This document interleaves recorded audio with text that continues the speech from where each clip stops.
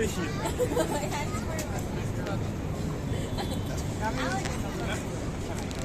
the picture's missing something. Wait, maybe we should like get a little lower.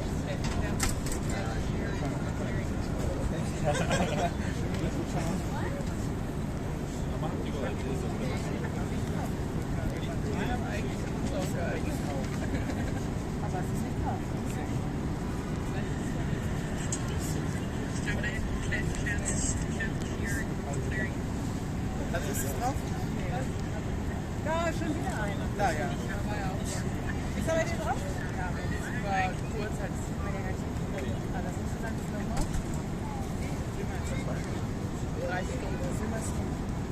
Dann kann das jetzt einfach die ganze Zeit drauf. Das ist immer ein bisschen.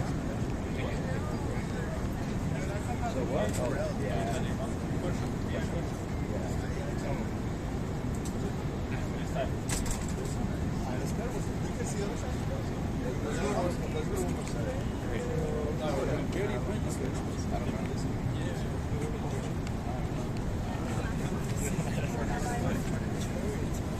I'll add it to the channel.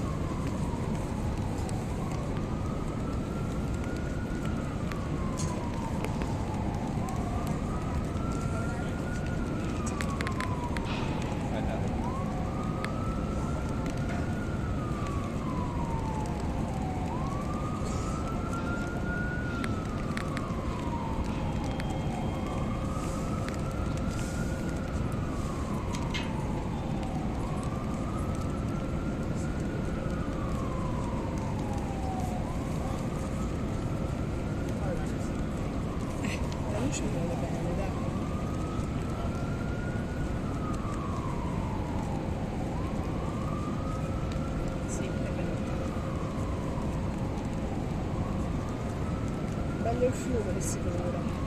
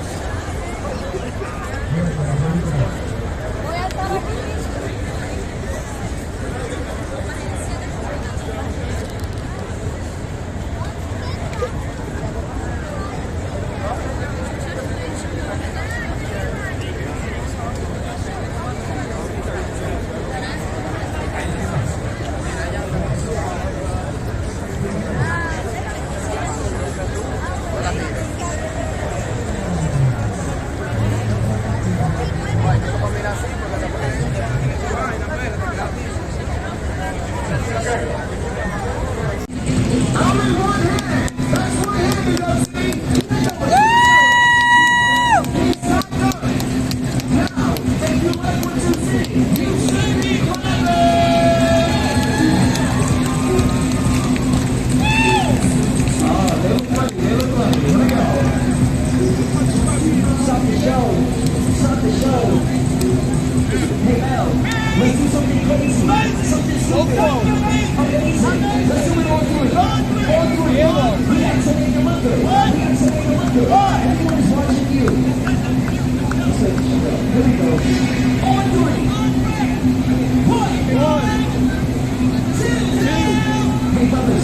before we do this stunt, let's move everyone up to the orange cones.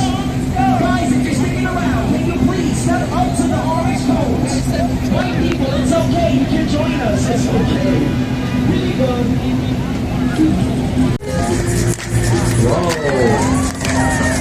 Yes, you can be a stripper.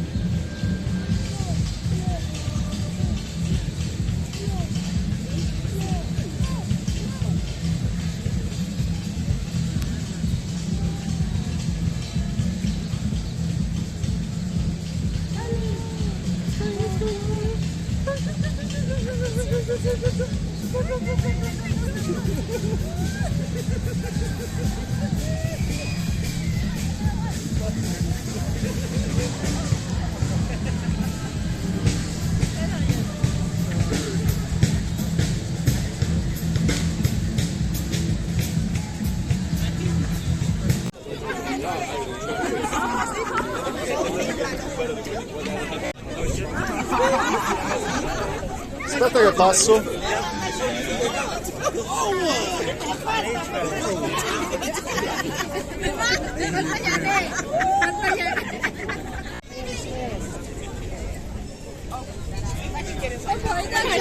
I'm stressed. It actually is.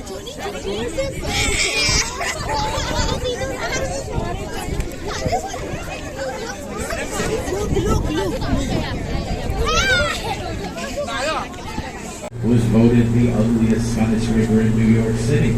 And that is in part because it was not built for humans. It was built for computer servers. And years later, they converted it to office use. So all of the big windows that we see today were an architectural afterthought. But if you look ahead of Verizon, there's another beautiful Gothic-style building.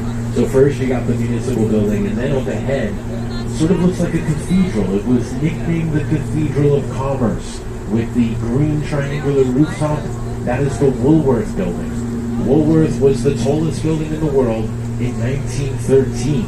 At 900 feet tall on this tour, it is almost hard to point out at times. But that is the very famous Kaz Gilbert designed Woolworth Building. If you saw the movie Enchanted, the dragon scene happened up on the top of the Woolworth Building. If you didn't see the movie Enchanted, you gotta see it. It's a classic. Disenchanted was okay.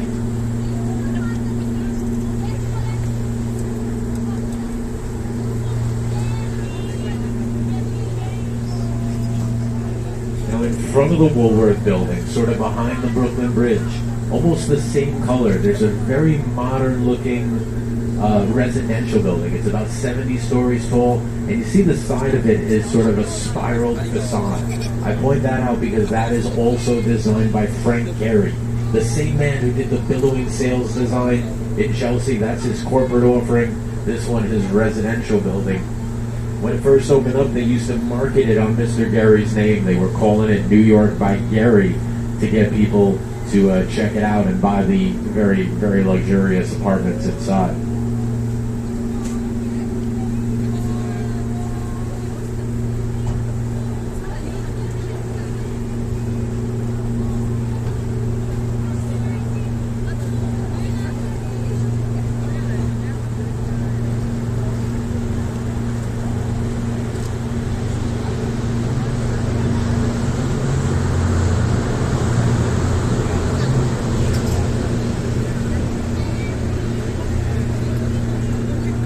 You New Yorkers, if you remember this Brooklyn Bridge having a bit more of a darker tint to it, sort of an orange color, it was, but we power washed it about 5 years ago. It cost $2 million, took 2 years, but that's the original color of the stone.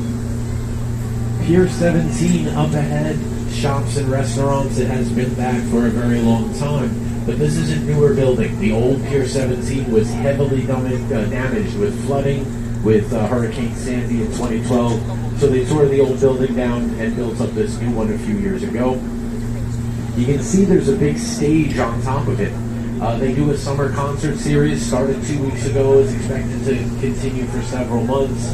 It's actually going on right now. The band Young the Giant is playing there tonight, sold out crowd, and Milky Chance opening up. And what they do is they use the Brooklyn Bridge as sort of a dramatic backdrop for all of the big acts that perform here at Pier 17.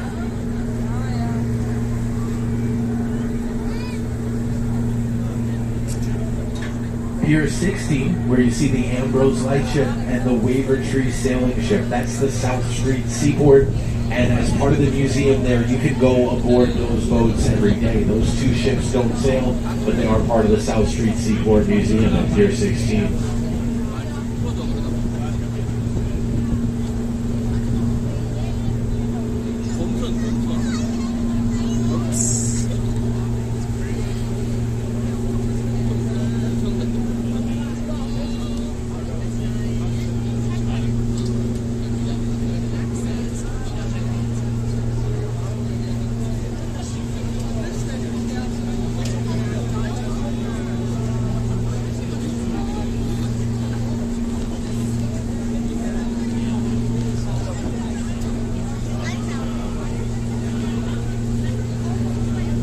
And then, you know, gentleman asked me about Wall Street. It's in this area to the right. Really 2 blocks inland is where you would find Wall Street. One of these streets will open up, and if you see very quickly a church in the distance, that's Trinity Church, famous church over there. But the physical and metaphysical home of world finance, just inland on the right. And of course, New York is the city that never sleeps.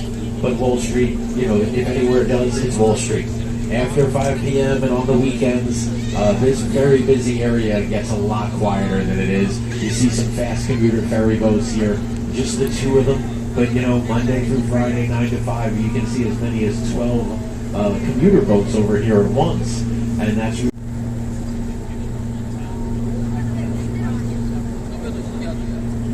Now, we're sort of angling a little to the left. We're pointing our bow in between Ellis and Liberty Islands. It'll be a bit before we're there. But if you look back at Battery Park, you can now see the fort that I had mentioned in the park behind the white tent. And as we keep going in this direction, you might have to look behind your right shoulder, but look above that fort.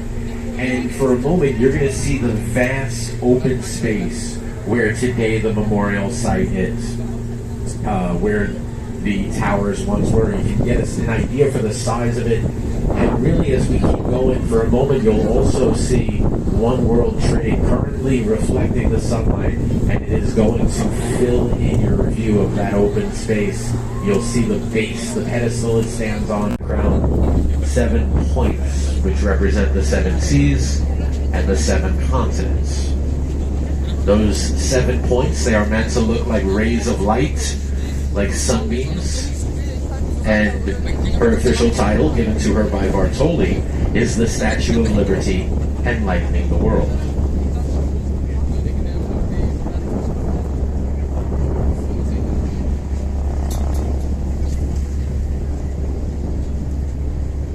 The statue opened up in October of 1886.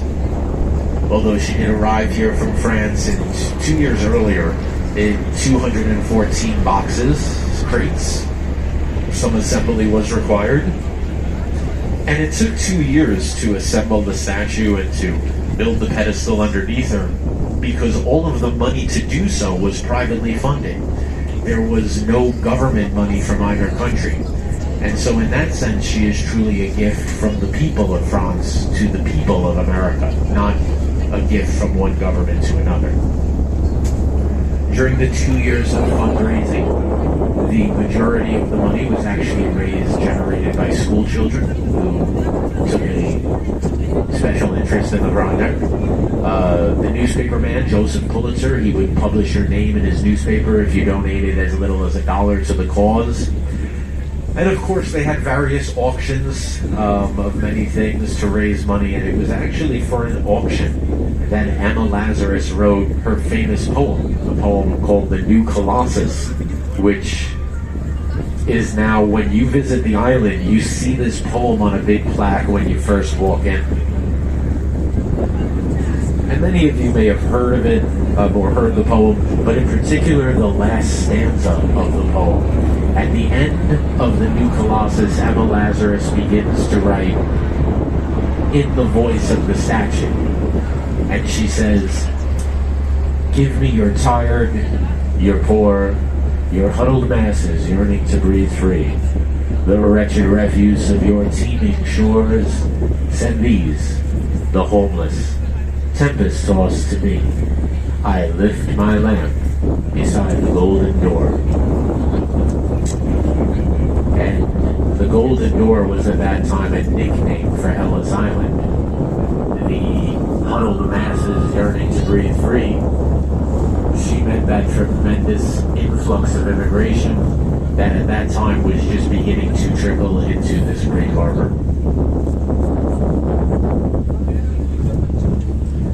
When that was happening, when this statue first opened up, when Emma Lazarus wrote that poem, that immigration would have been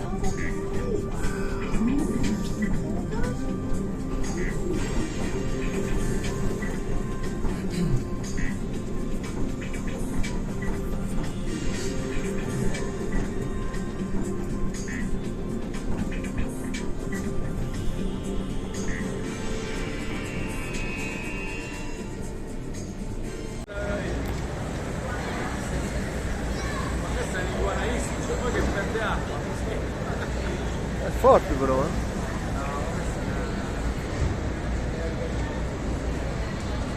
Effetto speciale.